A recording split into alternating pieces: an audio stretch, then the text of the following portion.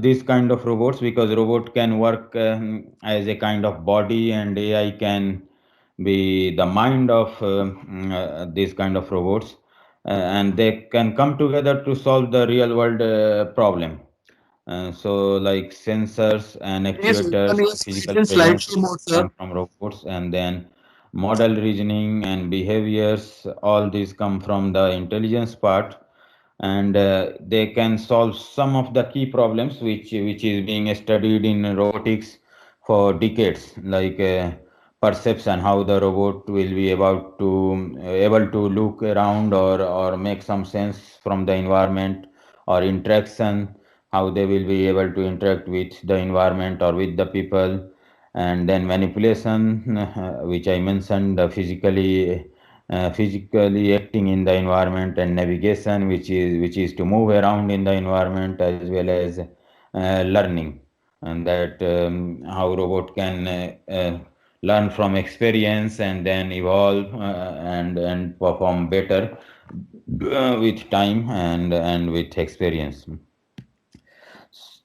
So there are lots of things which have been happening in terms of domain of robotics. Like there have been work in designing a robot in terms of look, material, joint control, everything. And then there are capabilities, which is to perceive, move, and manipulate. And then there are behaviors which have been developed on top of this, which is in enabling decision making, sense making, autonomy. But the question is the purpose. Why we will need these kind of robots, or why a single robot at all? And that's why traditionally there have been robotics community and then AI community. They came together to bring things, but there is a need to better integrate society in this domain. And that's why all these developments should be trying to address or finding some purpose and add and then develop the behavior and the capabilities of the robot. So in that find use going to address some of the challenges in the society. So let me show this video quickly again if it is working. And Sir, today, it will be better you show the slides because video is not working. okay, so I will move the slide instead of Uh, showing the video. Yeah, it would be better you just show the slides because video is not working. Eh? yeah. I think there are some issues, so let us try to balance everything. So in this video, what I was trying to show is there is a child which is trying to interact with robot for some time, for 5 or 10 minutes, and then it is able to find a useful application of the robot, and trying to say that to the father that you are giving me very difficult questions. Perhaps this robot will be giving me some easier questions because it will think that I am a baby. So this type of input from the real people who are only possible when they will be able to interact with any kind of robots. And that's the way we have to start thinking, and that how we will let these robots to be interactive with people, or let people to experience the robot. And then we can better think about lots of application which can be coming for different parts of the society. And there have been evolving needs and hence the purpose, like these robots are also supposed to do once there were industrial robots doing routine tasks, then for them also emerged, and then the requirement of them for being mobile and at the same time autonomous was emerging, which was changing the shape and size and look of the robot, the capabilities of the robots. And then these robots were also earlier these robots were basically working in an isolated environment, but then they started to come closer to the human, and the safety of human was one of the most important factor which started to emerge. Then once those parts are achieved, then why not to make these robots more interactive with human, uh, created new set of robots. And then once they are interactive, they are safe, they are able to manipulate, move around, then why not to have a collaborative robots. And also like industry 4.0, where cobots are also getting very much used along with a human for some complex tasks. And then bio-inspired robots. So you can see that it's a spectrum of lots of different capabilities and needs which are coming all together, and that's how the robots are getting evolved and getting used in different lots of different application domains. And if you will simply think about humanoid robots, it can date back to centuries ago, and then there have been lots of changes and evolution which have been happening, and those are making robots to be useful in different manners. And will applications of sorry, there was some. Yes.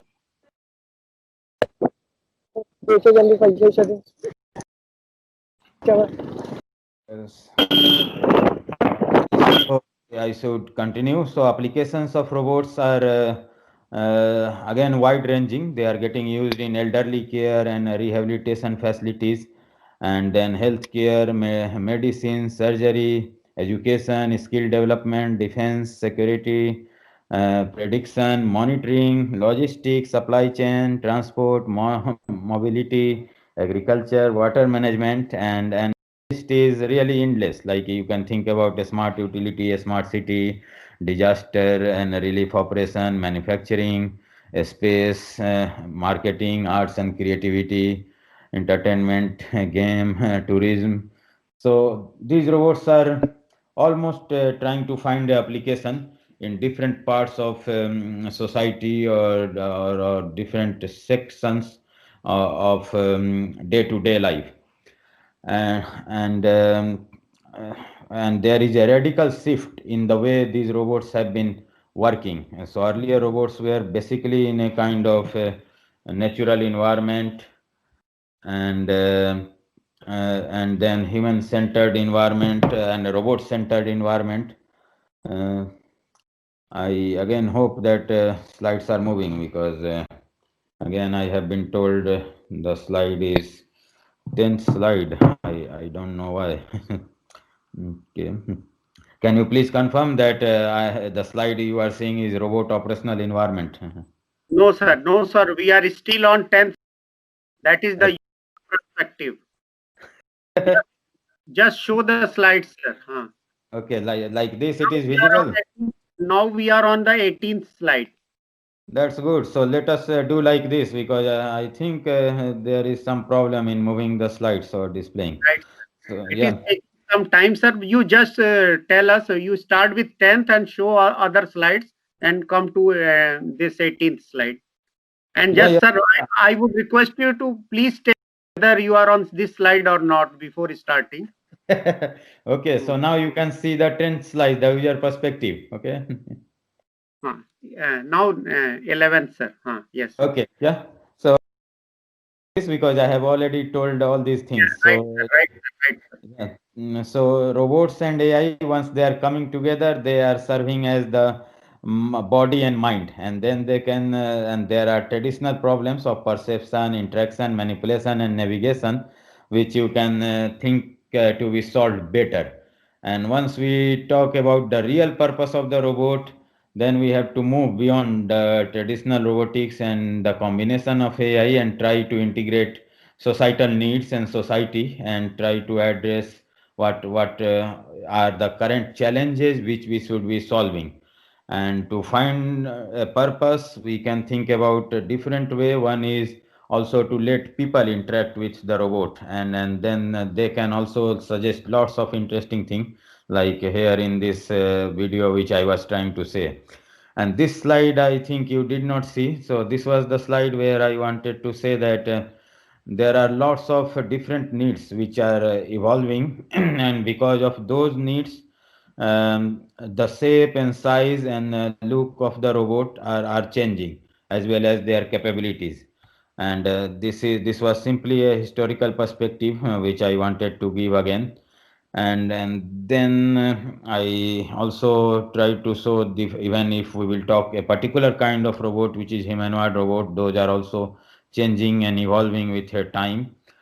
And there are lots of applications which I mentioned, so I will not repeat, but it is starting from elderly care to going to transportation, agriculture, and then a smart city, a smart utilities, a space, tourism, all these places where this kind of robots can be very useful, and they are used. So the new thing which is happening in robotics is basically earlier robots were very much in isolated environment, like they were working in very natural environment or robot-centered environment where there were no human. But once the robot started to be more interactive, safe, and part of a human environment, then lots of new challenges which have emerged, like the problem of finding a path for a robot from one point to another. It has changed and it started to add additional constraints of the comfort of the human in the environment. So safety is always important, but safety, lots of other factors which have started to get incorporated because these robots should be getting used in human environment, and for that you have to consider human and the presence of human differently than any other objects. So that's why there are new domains like human robot interaction or social robotics. This type of domains are becoming more and more prominent and visible to make these robots really useful in the human-centered environment, and that is also getting and influencing at least the other aspects like industrial robots, which are now working closely with human, or even in underwater robots are interacting and collaborating with human. So the human interactive aspects and the ability of robot to consider presence of human is one of the key things which is happening worldwide, and that is something I think we have to also push a lot in whatever we are trying to design new courses, or trying to provide the global picture of traditional robotics challenges. Now the human awareness should be incorporated a lot. Because these robots are supposed to live in companionship with others rather than in isolation. They must include some sort of situation and social situation awareness, and there are lots of factors for that, like how they should be able to interact and have a kind of theory of mind about others, and even considering the social and cultural norms and expectations with the people. And there are many ways to incorporate or achieve those type of human awareness. One can be like this type of bottom-up approach where we try to identify some key cognitive aspects, then key behavioral aspects, and then combine them all together to have high-level pro-social cognitive and behavioral aspects. And then once they are all combined, then we have to incorporate learning and decisional factors and social and human factors, task factors, and with the hope that someday one day these robots will be more intelligent and more useful and better able to have a natural interaction with the people. And then there are lots of contemporary research challenges, including decision and planning, which is a big domain in robotics.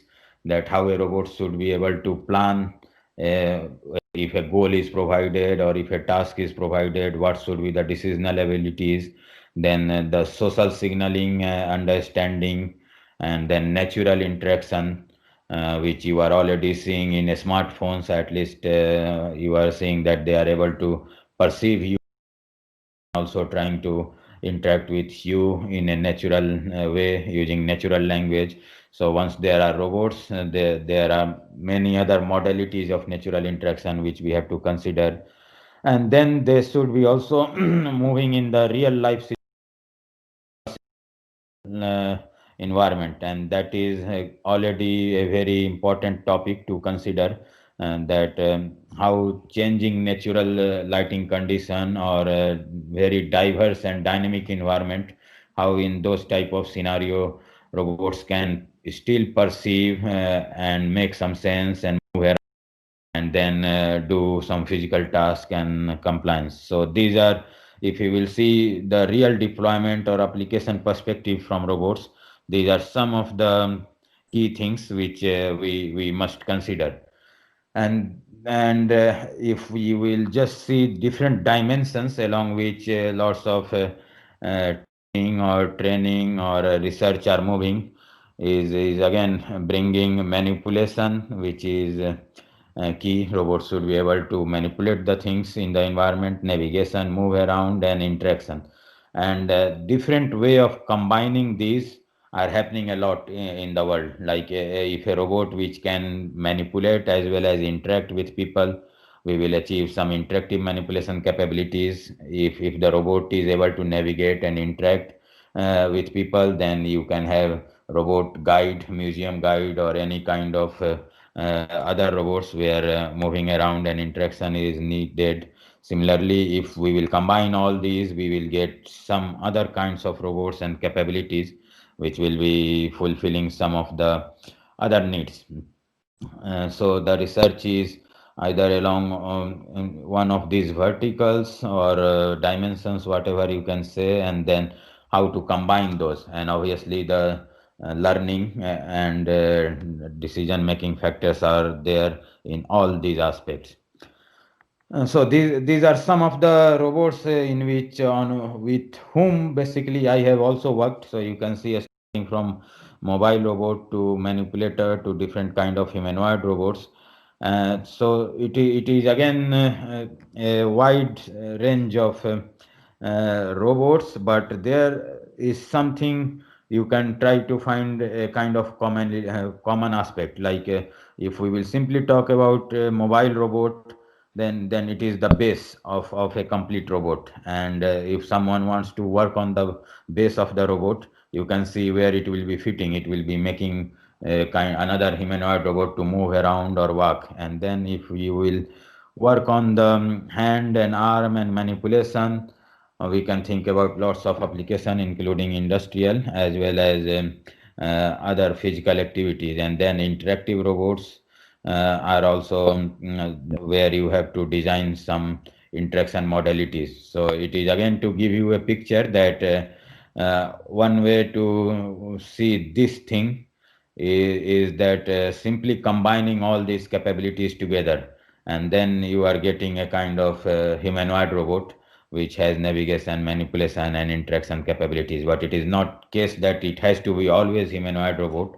That's what I want to say, that we can think, teach, and work in different verticals depending on the needs and the application. And there are lots of again key aspects which one should get familiar with once we are talking about robotics. So it can be sensor and end effectors if we have to go in the hardware side, or motors and actuators and control and dynamics.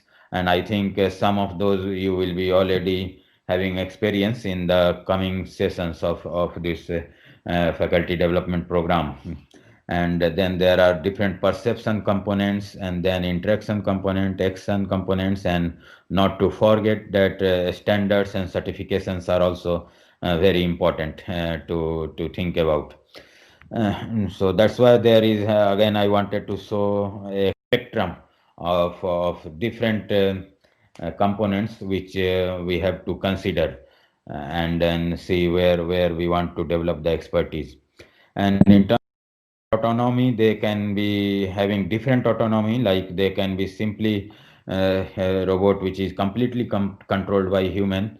So robot is simply a avatar, but there are lots of application where you can think about this type of robots, like someone has to act remotely in the environment, so they will need a body somewhere far from their current location, and then they can use that robotic body to look around and interact and do perform the task. Or there can be semi-autonomy, where robot is also having some sort of local intelligence or autonomy, like where to go or how to plan a path from one point to another, like human is saying go to another room or go to kitchen, and robot is doing those type of things. And then once robot is there, then human is able to take control of the robot and perform other tasks. Or even robot can be fully autonomous, uh, where they can be either pre-programmed for doing a particular goal or task, or they can have decision making abilities to take decisions in a particular situation. Okay, so now I will be even faster because we lost lots of time again in fixing some of the issues. So how to make a robot interactive and collaborative? So mapping, localization, and slams, these are the words which you will be hearing a lot if you are going to work in mobile robotics. So mapping is basically how the robot will be able to build map of the environment, and there are different ways of building map or different way of storing maps, starting from occupancy map, which is basically telling which part of the environment is occupied and which is free, and going to topological map, like having a symbolic notion of the map, that this is this part of the environment, this is building A, this is kitchen, this is playground, this kind of things. And there are lots of solutions which are already happening or getting available, where you can use to even build different way of different maps. And localization is the problem, where robots should know that where it is in a particular environment or in a particular map. And again, there are different aspects of localization depending on the need, that it should be simply 2D localization, or it could have more higher level information that it is. And SLAM is one of the problems, which is basically simultaneous localization and mapping. So you can see on the picture on the right that at least first see on the picture on the left, which is a small robot which is moving around in a corridor and trying to build the map of the environment. And this is the map which you can see, which I mentioned, occupancy map, where the black region is basically unknown region for the robot, and white means these are the places where robot think is empty, there is nothing. And then you can see a small red regions, which are basically robot knows that there are some obstacles. And but the problem here is that since robot has to build a map and at the same time localize itself to continue building the map, because robot has to scan the environment from different places to build a complete map. So once it is scanning the environment, it should know that where it is in the environment to attach the right XY position to the map it has currently.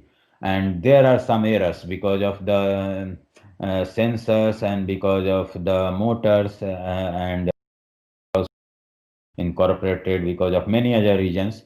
And so those errors are getting accumulated with time. And in reality, if even if it is a kind of a straight corridor, you might get some map like this, the curve map. So the problem of SLAM is that how to build simultaneously the map and then have the right localization, and so that the map is also correcting coming correctly. So this was one of the traditional chicken and egg problem in robotics, which you can think about. And if you will go in much detail of this, you will find lots of solution to have to solve this. But I cannot tell all those things because I have to capture other parts of the robotics as well. But I wanted to just introduce about that concept. And then planning, exploration, and navigation is like how the robot can find a path between point A and point. and then there are various factors it should consider, starting from distance, time, but the safety and human awareness, as I mentioned. And there are different planning techniques, which I am simply some of those I am putting here for further exploration in this direction. And let me jump to another part. So actuators, basically how the robot will be able to act in defectors, basically that how they will be able to interact physically in the environment. And it can be simply a tool attached to the robot, or a kind of gripper, or even bio-inspired hand. And lots of works are happening in these directions to find the right hardware, as well as the control and the software and perception technology, especially for this part, so that robot can be more useful and more interacting in the environment.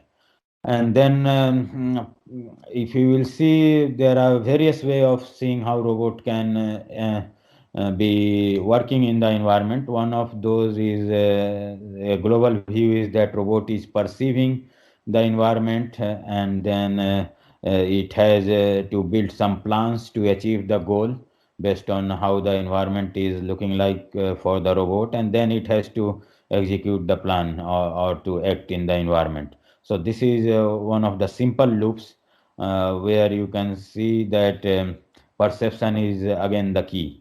And perception means that how the robot is seeing the things. Seeing means not only through eyes, but through different kind of sensors, like infrared sensors, or this distance sensor, or whatever is the need of the use case.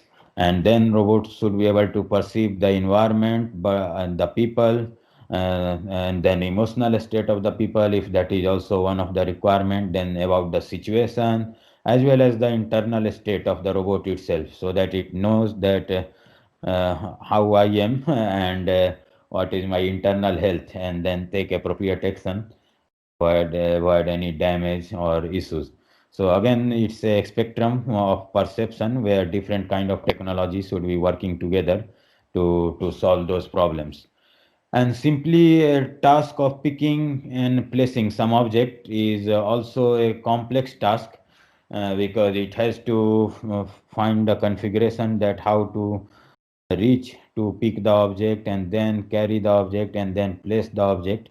And there is a dependency between how to grasp and what to do with what can be do with the object. So there have been lots of research also happening in this direction.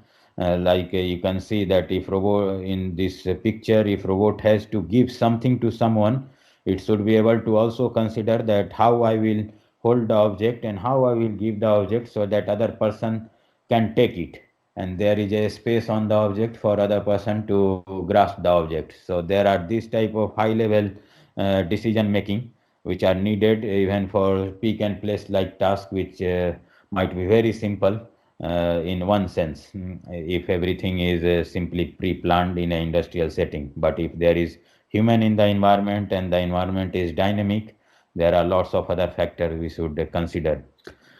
Okay, so then the interaction part is again that it can be interactive through voice or touch or emotion, body language. So there are lots of modality of interaction which are getting embedded in robots, and that's why this domain is becoming more and more prominent, to see that how agents or robot can be more interactive. Again, I think I will skip the video, but there is need of contextual understanding of social signal and action interaction loop, which will be helping these robots and useful in the real situation.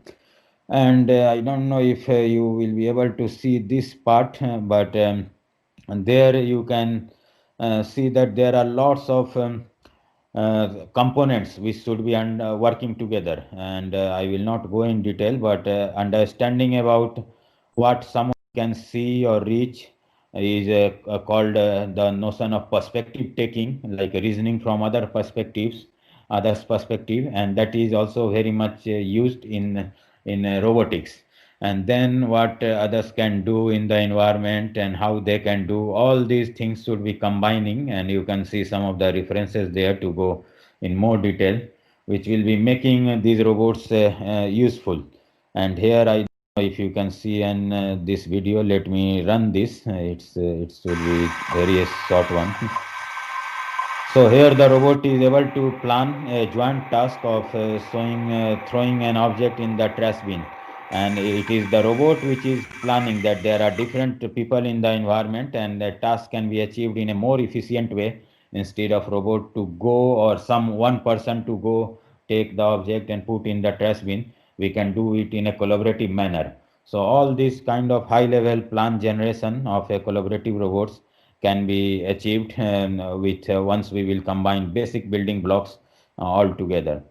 Let me show these videos quickly, if just to show that there are lots of uh, underlying if things are done in a generic way, you can achieve lots of tasks with the same set of software and the module and understanding about the humans. So the robot is able to show something to the people, or this robot is able to give something. So it is considering that where to give, how to give, so that the person can take it, and then the robot can even able to make object accessible to the people.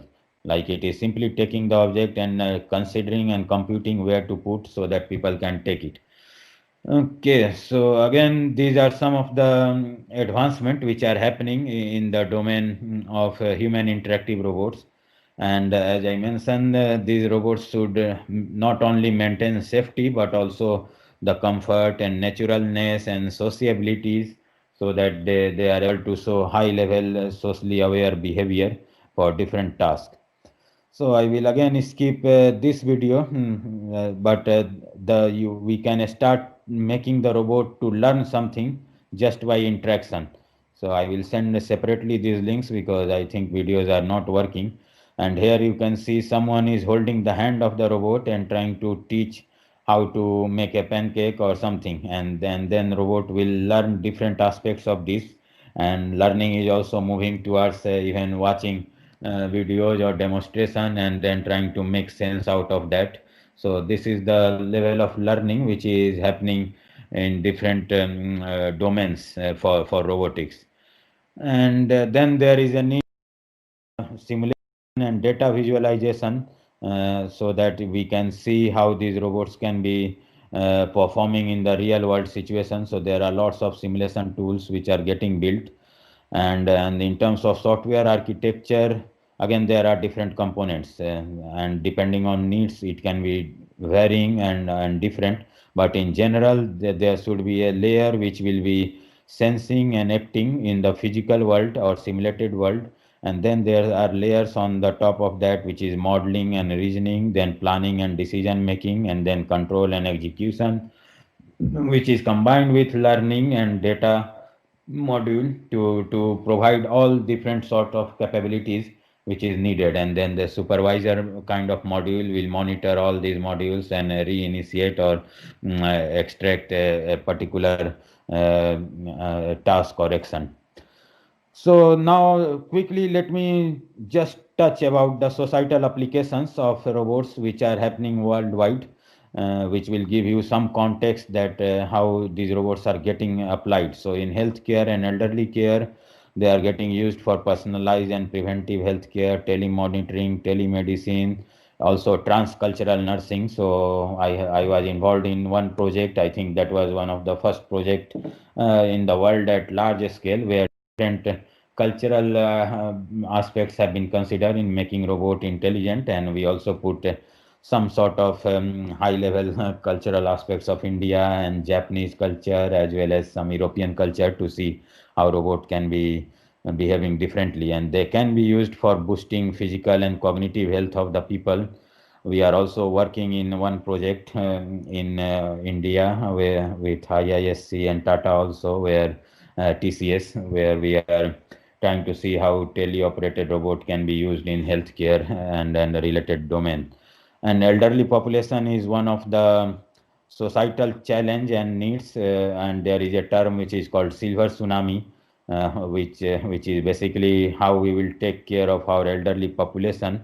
And there are lots of projects which are happening in this domain so that robot can be boosting the cognitive health of the people. So there are some pointers you can see that how the robot can simply be a companion to talk about good things and help people with dementia or other condition, and also how robot can be providing physical support for different kind of people in different physical conditions. And obviously, in COVID and post-COVID era, robots are now getting far more used and recognized because of the constraints we are facing as a society. So perhaps these robots are seen as a solution that how social distancing is not leading to social isolation. So robots should be used as medium to fill in the gap, connect people as well as provide services, monitoring and prediction and at the same time ensuring safety. Okay, so now I will move to another thing, which is education and skill development. So robots are getting used for lots of other application, including autism therapy, then for notion which is called learning by teaching, where you can have personalized robot, which is enabling a child to teach to the robot, and in that manner the child is learning. So that's also very interesting observation. And then reducing education inequality and reducing distance and language barrier by having teleoperated robot for lots of application.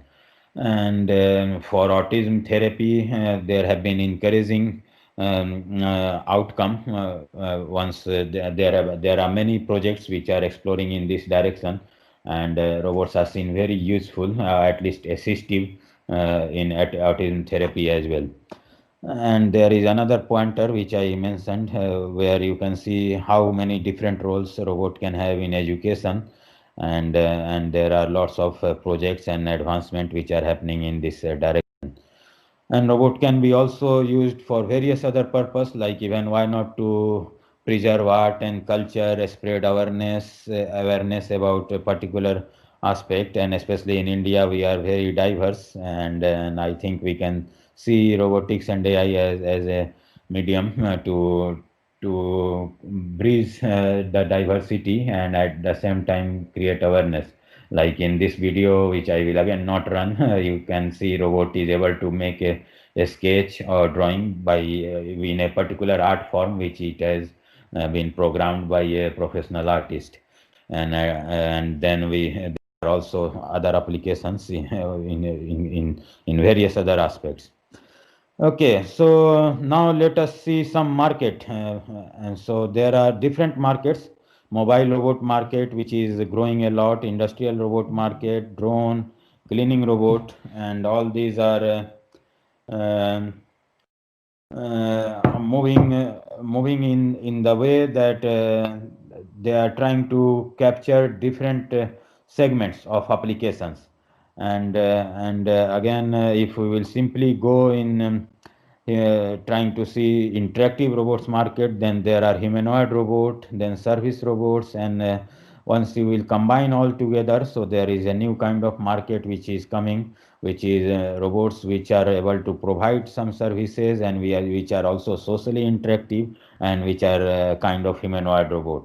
And so this is one of the trends which is taking lots of momentum compared to what was the situation in 5 years ago or 10 years ago. So there is a rapid shift in the way the market is growing. And, and then there are different countries have different cultures and requirements. So I wanted to also introduce this concept of uncanny valley, which is basically that once you have a robot, then how much it is looking like human and how much that human likeliness is affecting the perception of the robot. So the concept is that if robot is becoming more and more human like, the affinity with the robot will be increasing, but suddenly there will be a drop. And then again, on the other side, if robot are or if it is completely human-like, then there will be this perception of closeness or emotional responses of the people will be again positive. So the negative emotional response of the people is basically the concept of uncanny valley, which is deriving also lots of the research and development of robots, that where the robot should be placed, on the left side or the right side, or what is the real significance of uncanny valley. So this was one of the pointers I simply wanted to tell, so that you can think about the this concept as well in different context. So now few more slides before I close.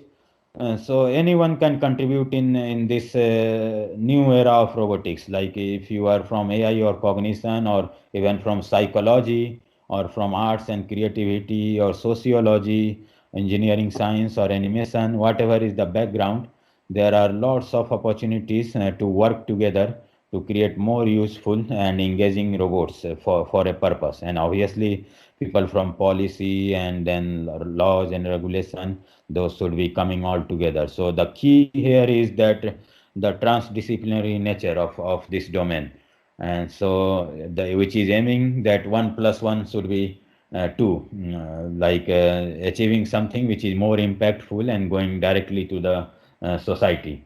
And there are lots of new job titles which are emerging, like the chief robotics officer, or robot behavioral architect, or designer, or robot app developer, robot animators, where again someone from animation background is needed for this type of robot animators job.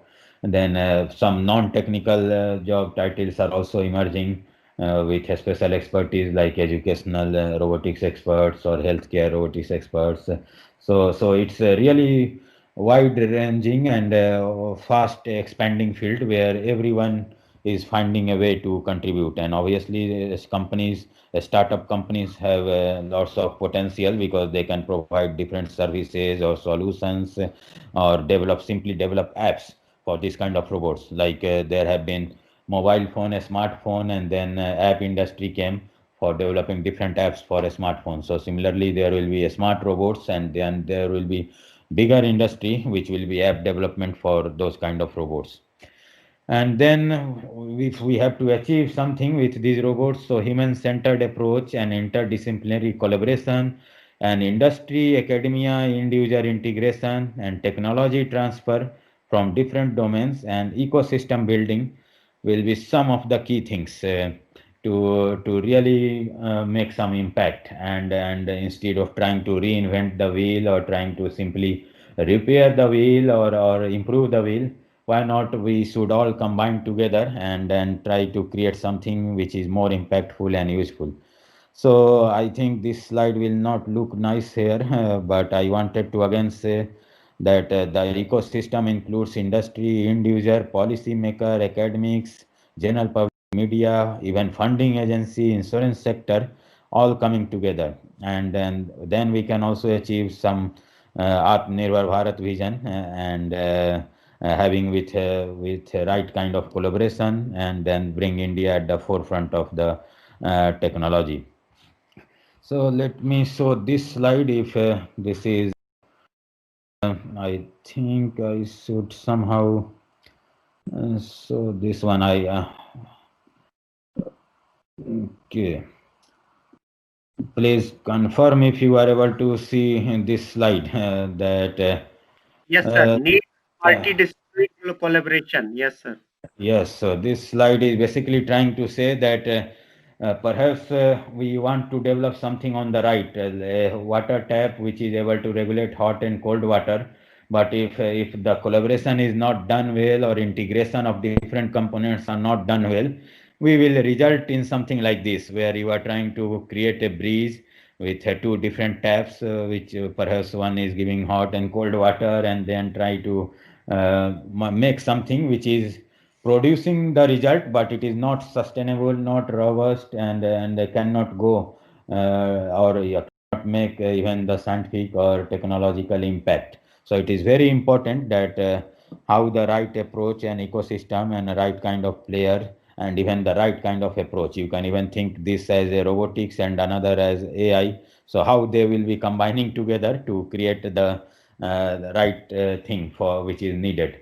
And there have been lots of efforts which are also being built for the community building. And last year we have brought for the first time, as mentioned, IEEE Roman conference in India with the theme Responsible Robotics and AI for Real World, from 30 plus countries, participants from 30 plus countries, around 350 participants and international researcher which discussed, who came together. The idea was to create again the pointer for this ecosystem building and collaboration among Indian and international community in this domain. And there have been lots of interesting outcome which has been coming. So some of the emerging domains where collaboration can happen is collaborative robots itself, that collaboration between human and robot, then social robotics and human robot interaction, drones, autonomous navigation, disaster management, agriculture robotics, cloud robotics, and robots which are capable of learning, and obviously the social, legal, and ethical aspects. And there are still some challenges that science fiction based perception is still there, which we have to change, create awareness and education and training, which we are doing in this session and in the following sessions is the key.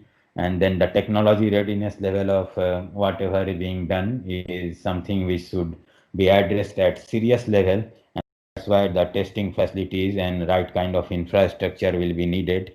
And obviously, if it has to go to market, then supply chain, cost, and policy, all those will be coming and needing a lot. So with this, we'll simply so these two slides. One is that just think robots or AI or any technology as a kind of medium for people to interact with other people or to interact with the world. So that is one way of seeing that how these are going to fill in the gaps, because there are also concerns that they are doing bad things or taking jobs or many other concerns are there. But it is again depending on the thought process and the application, that how we are trying to see these robots and how they can really try to help us or do the things which can supplement our capabilities or reduce the danger or make us more safe, are the application, are the way of seeing these robots. And so the summary is basically it's a multidisciplinary domain now, and collaborative ecosystem is needed. They have various societal applications, and different countries have different priorities in terms of need.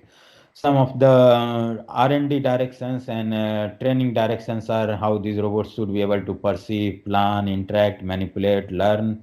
And this is also driving the job and the market needs in the future, as we have seen in the inauguration session, that the future jobs are also the key to see how the training and skill development and education should be moving, or which should be the domain.